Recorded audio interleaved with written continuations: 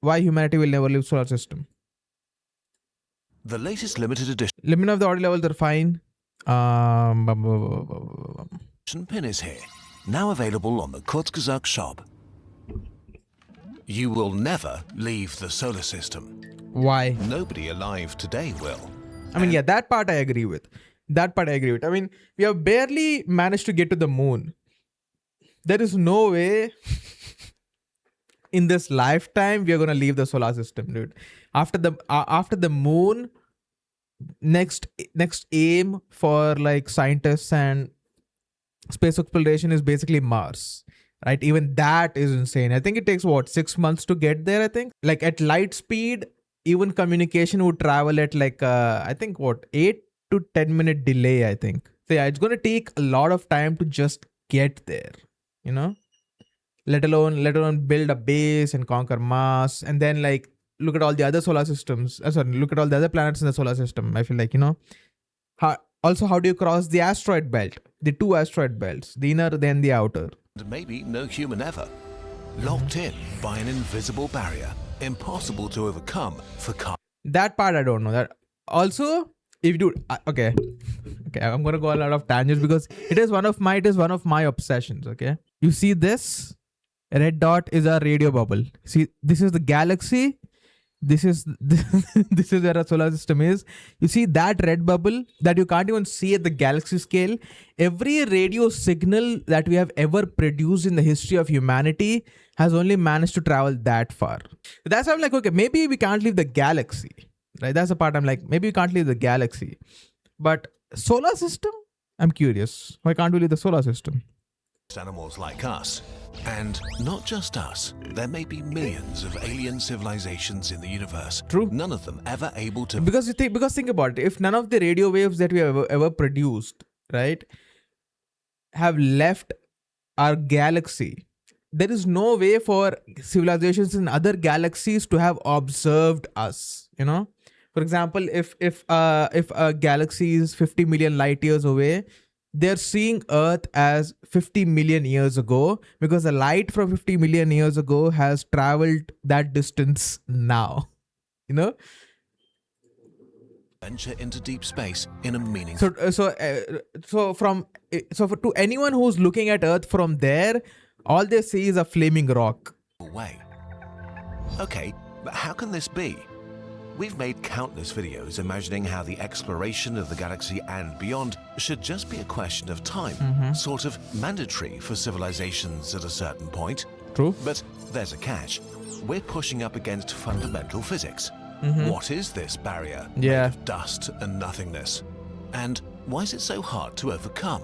Dude, I would be interested if they're going to talk about the speed of causality. Speed of causality is the ultimate speed limit, essentially. There is a speed limit in this universe at which anything can occur, right? And there is the ultimate speed at which information can be conveyed from one point of the universe to another point of the universe, and that speed limit is the speed of light. Essentially, on paper, photons keep accelerating, right? They would essentially keep accelerating and speeding up, but there is a speed limit that exists called speed of causality that keeps it from accelerating. Yeah, it's insane. It's insane. We don't understand how large space is. Yeah, we don't either. Conceptualizing the size of space is impossible for our ape brains that evolved to understand. Okay, I'm pausing so much. Okay, I'll try not to pause from now on, but dude, when numbers get so big, your brain just cannot understand, right?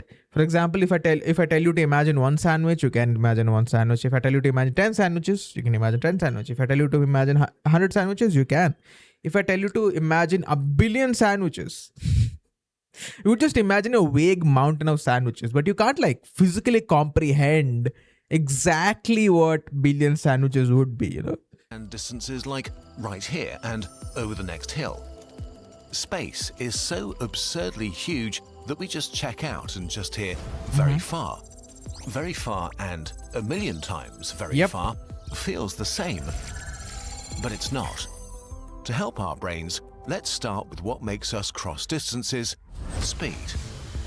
The fastest a human ever traveled in space were astronauts at 40,000 kilometers an hour, returning Insane from the moon in speeds, dude. 1969. Not bad, but way too slow.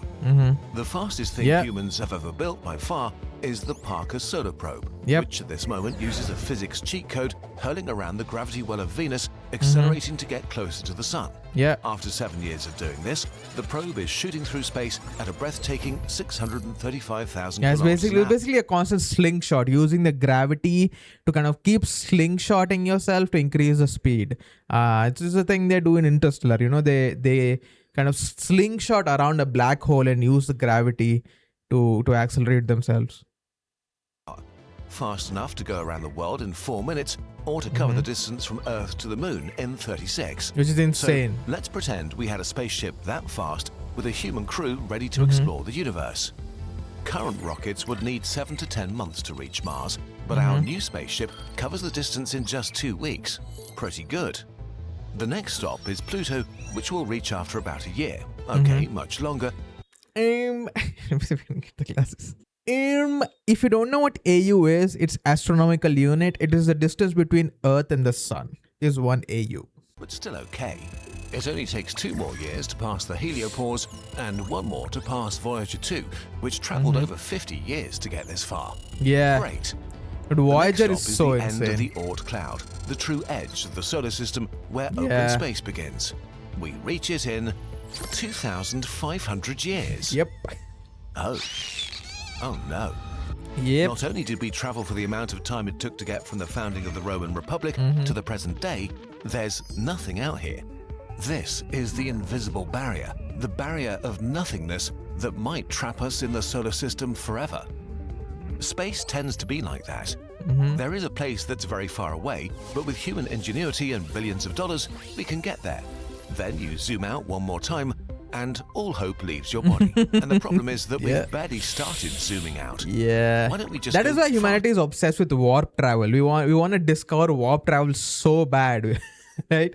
That is why people keep researching wormholes. Like, if we can just somehow just bypass the space, if we can't travel faster than light, if we can just fold space somehow, and just Well, we don't know of a non-magic way to travel faster than light, teleport, or freeze people.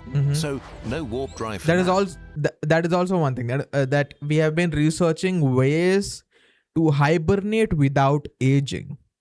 Right, ways to where you can cryogenically freeze yourself and then thaw yourself out and like come out at the other end of the journey. If you can't, if the journey is going to take 2,000 years and you can't discover warp travel, but if you can figure out cryogenic sleep, then maybe you just sleep for 2,000 years and because your brain's frozen, to you it's just going to be an instant of going to getting frozen and then getting thawed.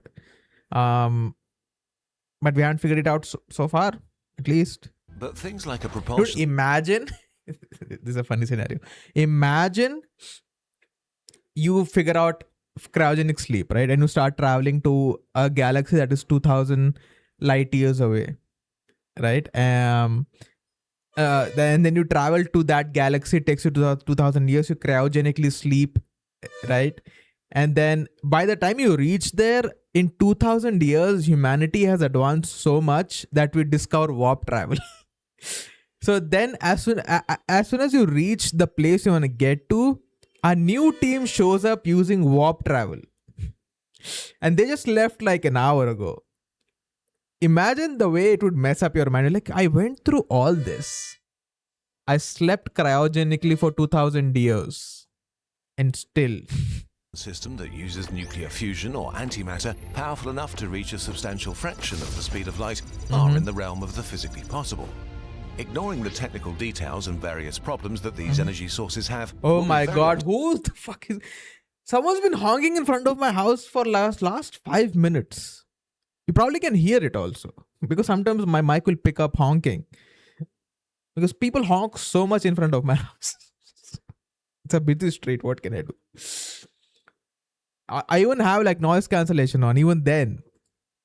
optimistic and make the reasonable assumption that we can get a spaceship to fly at around 20% the speed of light, which is extremely fast, 60,000 kilometers per second, 216 million kilometers per hour, fast enough to reach the edge of the solar system in just 3.5 days and the outer edge of the Oort cloud in 8 years. Alpha Centauri, the closest star system to our own, in 20 years. We can work with that. There's only one small problem. We don't have internet. Yep. Wait, what? Just kidding. But our sponsor Saley can help you with that problem while Yeah, if you use Saley, there you go. Check it out. There's a code goes with that. everything should be sorted out now, right? Well, there's only one small issue. Space hates you. Yeah, pretty much. The barrier of dust. Dust. Unfortunately, we'll run into a few obstacles on the way. Literally. Because while space is very empty, it's not actually empty. There are energetic particles, gas, dust, True. and things bigger than dust. True. As a lot of unhappy people experience every day, if you're going really fast and smash into something, you have a huge problem. Yeah. And at 20% the speed of light, this is true even if the thing you're smashing into is just an atom. That An is true. individual iron atom that hits your spaceship at this speed has enough energy to carve a damaged track tenths of a millimeter. Yeah. I didn't even think about it. I don't know why I never thought about that. The kinetic energy it would have, and the kinetic energy or your ship would have, the collision. Ooh. I mean, that is one of the reasons why space debris is such a big threat, right? I don't know if you guys have seen space debris maps, which is insane. Like when you're launching a rocket, you have to track all the space debris that is floating around the Earth's orbit, right? Space debris is basically all the defunct rockets, all the broken parts from satellites, all the useless satellites. Everything just floating in space around Earth at this point. Over time, its hull will be riddled with microscopic bullet holes, which is not great. Of course, our engineers knew this and created a shield for our ship, a sort of protective sail that absorbs or at least slows down most molecules we smash into. And while this makes the journey much safer, there are things floating around in space that are larger than atoms. Running into a single grain of dust at 20% the speed of light is like running into a grenade, causing a tiny detonation as the dust explosively evaporates, grinding away our protective shield. But you can also hit something bigger than a grain of dust, like a small rock the size of a golf ball. Yeah, that would Hitting destroy that your at ship 20% at the that of light speed. releases more than double the energy of the Yeah. nuclear bomb that was dropped over Hiroshima. We'll not even talk about anything larger. Yeah. Atoms, dust, and pebbles are Yeah, dangerous. I've never seen debris being brought up in a space travel discussion, which is interesting because it is one of the most obvious things. You know, if you go to space, there will be debris, like not just human-made debris, but like from asteroids to like space dust, etc. We might have reached our natural speed limit here.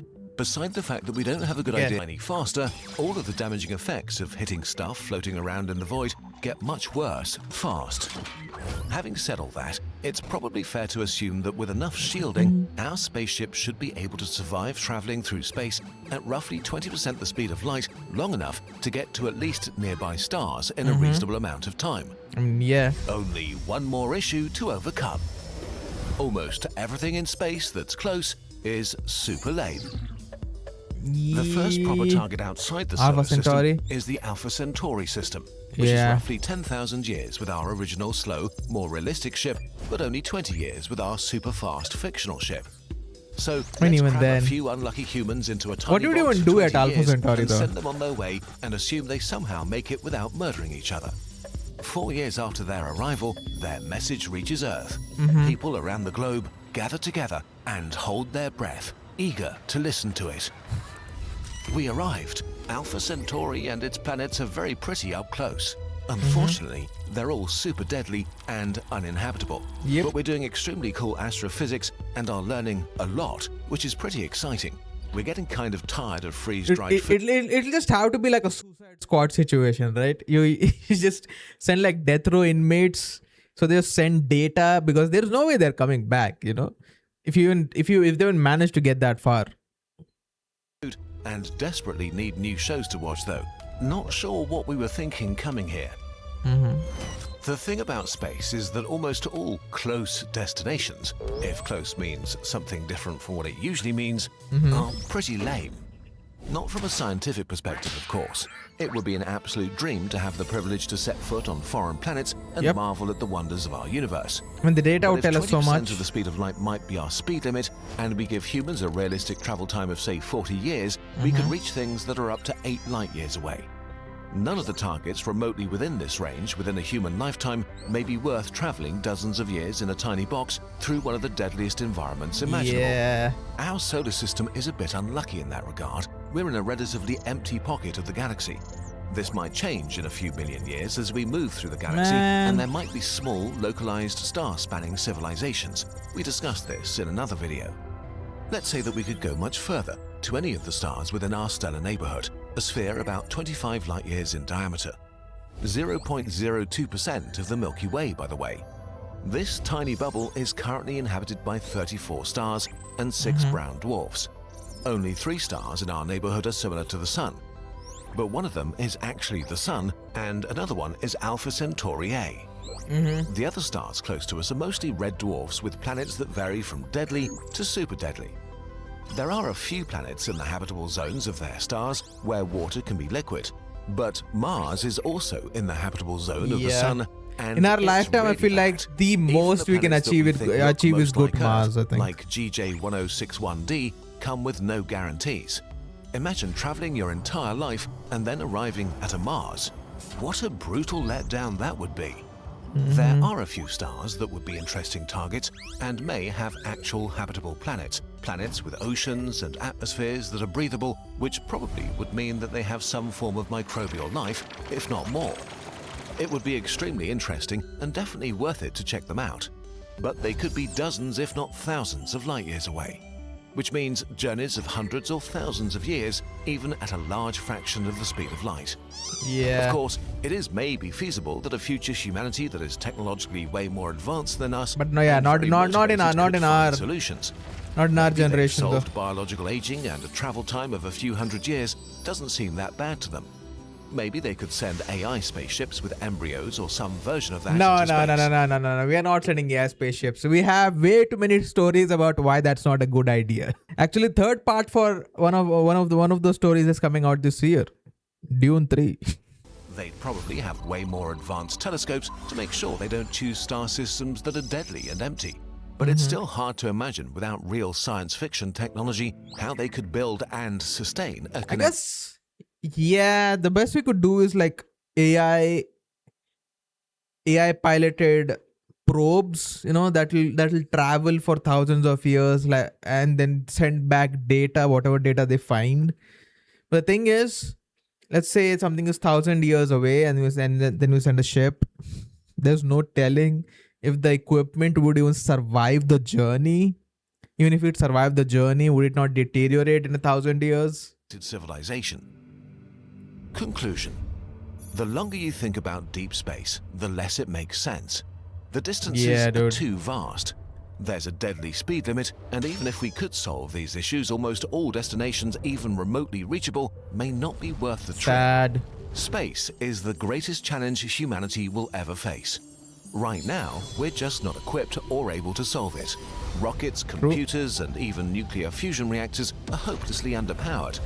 We need technology that's overwhelmingly transformative, something as wild to us as flying to the moon would have been to a hunter-gatherer. Will we ever get there? We genuinely don't know.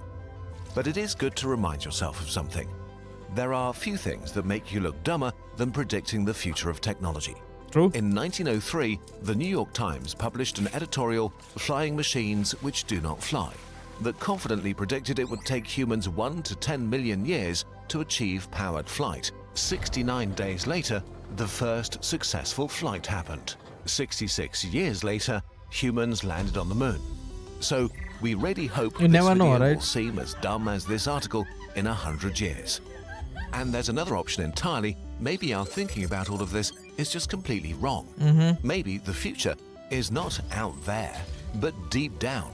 Yeah. But we'll explore that in another video. Interesting. Nice video.